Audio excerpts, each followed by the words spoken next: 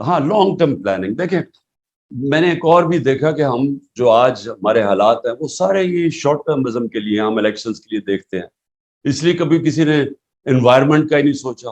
ہم نے پہلی دفعہ یہ جو ہماری اور دنیا میں بھی اکنالجمنٹ ہوئی وہ تو کے پی سے ہم نے شروع کیا، یہ جو بلین ٹری سونامی کا آئیڈیا کیا اور اس کے بعد انوائرمنٹل پہلی دفعہ پروگرامز بنائے. تو یہ تو کسی کے ریڈار پہ بھی نہیں ہے، یہ تو کوئی سوچتا ہی نہیں ہے اس چیز کے اوپر، کیونکہ پاکستان کی جو ولنریبلٹی آگے وہ بڑھتی جائے گی. اور پھر ڈیمز کا سوچے 50 سال کے بعد ڈیمز بنا رہے ہیں. ہاں یہ پہلی دفعہ ہماری گورنمنٹ میں شروع ہوئی ہے ڈیمز بنانے. تو یہ بھی یعنی جب تک ایک بیٹھ کے جو ابھی آپ نے ایک تو ایمرجنسی ہو گیا، ایک شارٹ ٹرم ہو گیا، لیکن لانگ ٹرم پلاننگ کبھی بھی کوئی دنیا کے اندر ملک پروگریس نہیں کر سکتا جب کہ اس کی لانگ ٹرم پلاننگ. اور یہ سارے جتنے بھی میں نے دیکھے ہیں جو سکسیس ماڈلز ہیں، انہوں نے اب چائنا جاؤ، انہوں نے پتہ نہیں کتنے سالوں کی پلاننگ کی ہوئی ہے. یہ جتنے بھی ہے ساؤتھ کوریا، یہ سب کی لانگ ٹرم پلاننگ تھی. ہمارا تو یہ صرف الیکشن ٹو الیکشن پلاننگ ہوتی ہے، جس کی وجہ سے ہم ایک کرائسس ٹو کرائسس جاتے ہیں. تو ہمارا جو یہ ٹوین ڈیفیسٹس ہیں، جو ہمارے اصل پرابلمس، اس کے لیے ایکسپورٹ اور ڈالر ارننگ بڑھانے کے لیے پوری ایک تیاری ہو.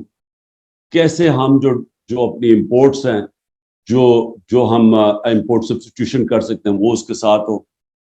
اور جو کون سی اور بھی جو جس طرح میں نے ٹورزم اور منرلس کا، ان کی ہم کیسے ان کو ڈیولپ کر سکتے ہیں.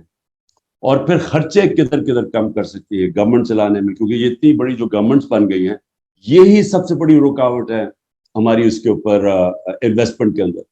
جو میں پھر سے ریپیٹ کرتا ہوں، اوورسیز پاکستانیز کی انویسٹمنٹ یہ سب سے امپورٹنٹ ہوگی ہماری ڈیولپمنٹ میں شروع میں. یہ کیونکہ یہ کرنا چاہتے ہیں انویسٹ، یہ پہلے سے انکلائنڈ ہے. ان کے لیے پہلے سے پلان کریں کون سے ان کے پرابلمز آتے ہیں. صرف ایک کا اوورسیز پاکستانی منسٹری کا نمبر 1 کام صرف یہ ہونا چاہیے کہ ان کی جو بھی انویسٹر وہاں سے آئے اس کو فیسیلیٹیٹ کیا جائے. اس کے لیے سارے رکاوٹیں اور کانسٹنٹلی کرنا پڑے.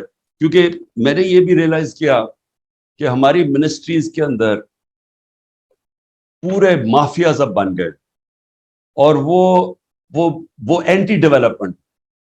میں نے کوشش کی، مثلا میں آپ کو مثال دیتا ہوں کنسٹرکشن کی انڈسٹری کی. ہم جب کووڈ کے اندر پھنس گئے اور بالکل ہی اکانومی ٹھپ ہو گئی، تو میں نے پھر وہ خاص اس کے IMF کے ہیڈ سے بات کی، اور ہم نے کنسٹرکشن انڈسٹری کو ہم نے پھر انسینٹیوائز کیا، کیونکہ وہ روزگار دیتی ہے زیادہ.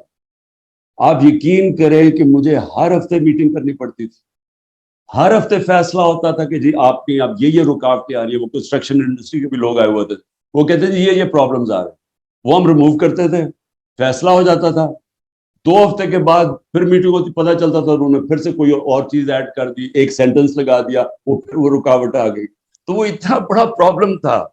تو مجھے 6 مہینے لگے ہر ہفتے میٹنگ کرتے کرتے ایونچولی وہ کنسٹرکشن کو سیکٹر کو انسینٹیوائز کرنے کے لیے، اور اس کے بعد وہ بوم کر گیا. جو سب سے بڑا پرابلم ہے نا وہ ہے اسمال اور میڈیم انڈسٹری. وہ ان کے اتنی زیادہ پرابلمز ڈالتے ہیں ان کے راستے میں، کیونکہ ان سے بھی ہماری میٹنگز ہوتی تھی. اچھا وہاں بھی یہی ہوتا تھا.